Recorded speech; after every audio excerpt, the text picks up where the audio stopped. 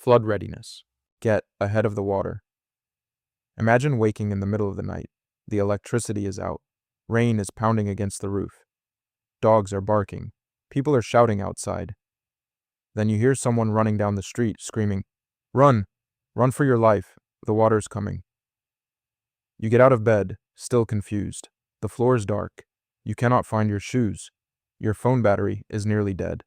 The children are frightened. An elderly member of the family needs help walking. The pets are hiding. Outside, water is already moving across the road. At that moment, there is no time to build a plan. There is only time to survive. But hours earlier, there may have been warning signs. Heavy rain upstream, a river slowly rising, a drainage canal beginning to overflow, water backing up onto the road, messages from local officials, neighbors moving vehicles to higher ground, a weather advisory that seemed serious, but not serious enough to act upon. That is the danger of flooding. It often begins as something people believe they can manage. Then, suddenly, it becomes something they cannot escape. Flooding happens somewhere in the Philippines almost every year. It can be caused by typhoons, tropical storms, monsoon rains, overflowing rivers, flash floods, high tides, storm surge, damaged dikes, emergency dam releases, or the failure of water control structures. It can also be made worse by clogged drainage systems, garbage blocking waterways, deforestation, poorly planned construction, and homes or roads built in natural flood paths. Sometimes the rain falling over your home is not the greatest danger. The greatest danger may be rain that fell many kilometers away. Water can travel downstream through rivers, creeks, drainage systems, and mountain valleys. Your neighborhood may still appear safe while a large amount of water is already moving toward it. That is why flood readiness begins before water reaches the street. The first step is to understand your location. Ask whether your home is in a low-lying area. Find out whether nearby rivers, creeks, canals, dams, or coastal waters could affect you. Learn which roads flood first. Know which bridges may become impassable. Identify at least 2 routes leading toward higher ground. Do not depend upon only one road. A fallen tree, stalled vehicle, landslide, or sudden rise in water could block it. Choose a safe meeting place for your family. It could be a relative's home on higher ground, an evacuation center, a school, a barangay facility, or another location identified by local authorities. Everyone in the household should know where that place is. Even children should understand the basic plan. Decide who will help the youngest children. Decide who will assist elderly or disabled family members. Decide who will carry the emergency bag. Decide how pets will be moved. Decide where you will meet if the family becomes separated. Write important telephone numbers on paper. Do not keep everything only inside a mobile phone. During a prolonged emergency, batteries fail, phones become wet, networks become overloaded, and internet service may disappear. Prepare a flood emergency bag that can be picked up within seconds. Include drinking water, ready-to-eat food, flashlights, spare batteries, a battery-powered radio, a whistle, basic first aid supplies, necessary medicines, hygiene items, face masks, clothing, rain protection, and sturdy footwear. Include supplies for babies, elderly family members, and pets when needed. Keep identification cards, medical information, land or property records, insurance documents, emergency contacts, and a small amount of cash inside waterproof containers. Place mobile phones, chargers, power banks, and other essential electronics inside sealed, waterproof bags. Do not make the emergency bag so heavy that it slows your escape. It should help you evacuate, not become something you must struggle to carry. When several days of heavy rain are expected, begin preparing the home. Charge every phone and power bank. Fill safe containers with clean water. Check flashlights.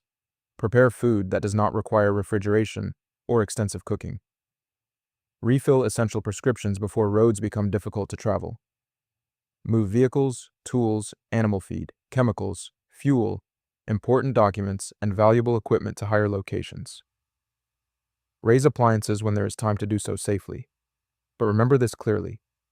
No appliance, vehicle, television, refrigerator, or piece of furniture is worth a human life. There must be a point when protecting property ends and protecting people becomes the only priority. Watch official weather reports, rainfall warnings, river information, dam announcements, and instructions from local authorities. Also watch what is physically happening around you. Is the water rising faster than before? Has the current become stronger? Are drains overflowing? Is the water muddy and carrying branches or debris? Are nearby families beginning to leave? Has water crossed a road that normally remains dry? If the answer is yes, conditions may be changing rapidly. Do not wait for someone to scream, "Run for your life." An early evacuation may feel unnecessary. A late evacuation can become impossible. Leaving before the road floods is not cowardice, it is good judgment. When authorities order an evacuation, take the warning seriously. When experienced local residents begin moving toward higher ground, pay attention. When water begins rising quickly, stop debating. Take the emergency bag, gather the family, move to safety.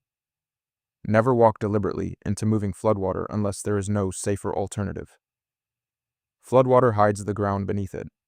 A road may have collapsed. A drainage cover may be missing. There may be broken glass, sharp metal, sewage, chemicals, snakes, or live electrical equipment below the surface. Water that appears shallow may be moving with enough force to knock a person down. A strong current can pull someone into a canal, river, culvert, or open drain within seconds. Children should never be allowed to play in floodwater. Adults should not enter it merely to take photographs, recover possessions, or satisfy their curiosity. Do not drive into a flooded road when you cannot clearly judge its depth and condition. The pavement may have washed away underneath the water. A vehicle may stall, float, turn sideways, or become trapped against debris. Once water begins moving a vehicle, the occupants may lose the ability to open the doors or escape safely. Turn around and find another route. Getting home late is better than never getting home. Electricity creates another invisible danger. If water is entering the house and the main electrical switch can be reached without stepping in water or touching wet equipment, the power may need to be shut off. But never enter water to reach an electrical panel. Never touch switches, outlets, appliances, wires, or circuit breakers while standing on a wet floor. Assume fallen power lines are energized. Stay away and warn others. If there is any uncertainty, wait for trained electrical personnel. During evacuation, stay together whenever possible. Move calmly, but move with purpose. Use flashlights rather than candles when flammable materials or leaking fuel may be present. Keep children within reach. Do not leave anyone behind without informing rescuers of the person's exact location. If escape by road is no longer possible, move to the safest, accessible higher level and call or signal for help. Use a whistle, flashlight, brightly colored cloth, or other visible signal. Do not hide inside an attic or enclosed roof space unless there is a safe way to reach the roof. Rising water can trap a person with no exit. If you become separated from the family, follow the plan established before the emergency. Go to the agreed meeting point when it is safe. Send short text messages rather than repeatedly making long calls, because messages may get through when networks are congested. Tell relatives where you are, who is with you, and whether anyone needs medical assistance. The flood itself may last only hours or days. Its second-order effects can last much longer. Electrical service may be unavailable. Water systems may be contaminated. Roads and bridges may be damaged. Stores may remain closed. Fuel may become difficult to find. Hospitals and clinics may be hard to reach. Workers may lose income. Children may miss school. Families may be separated. Homes may fill with mud, sewage, dead animals, chemicals, and dangerous debris. Mosquitoes may breed in standing water. Mold may begin growing inside wet walls, furniture, mattresses, and clothing. The emotional effects can also be severe. A child who hears people screaming during the night may remain frightened whenever heavy rain begins. Adults may feel shock, guilt, anger, exhaustion, or grief. Surviving the water does not mean the emergency is immediately over. After the flood, do not return home simply because the rain has stopped. Wait until authorities say the area is safe. Floodwater may still be moving. Roads may remain unstable. Bridges may have hidden damage. Hillsides may collapse after days of saturation. Power lines may be down.